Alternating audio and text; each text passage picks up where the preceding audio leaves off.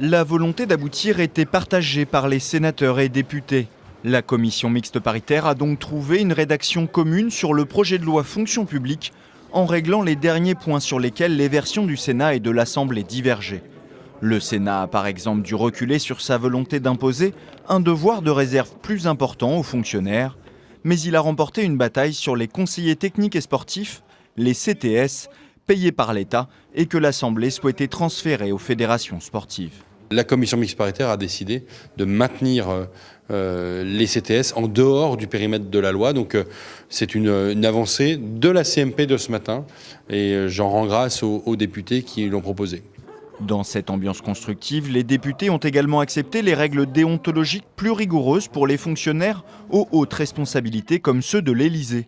Un amendement surnommé amendement Benalla que le Sénat défendait suite aux révélations de la commission d'enquête sénatoriale sur l'ancien chargé de mission à l'Élysée a donc été conservé.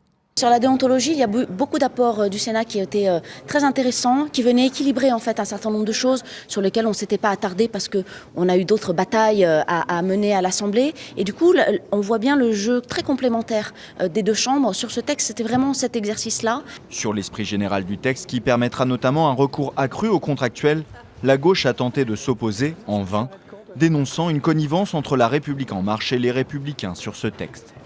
Considérant que s'il y avait des progrès en matière de déontologie, on était très inquiets de tout ce qui concernait et le dialogue social et la place des contractuels dans la fonction publique. Et dans l'ambiance générale du moment, il ne nous paraît pas opportun d'apporter ces modifications au fonctionnement de la fonction publique. Le secrétaire d'État Olivier Dussopt, qui avait porté le texte, s'est lui félicité de cet accord entre le Sénat et l'Assemblée, qui ouvre la voie à la mise en place de cette réforme.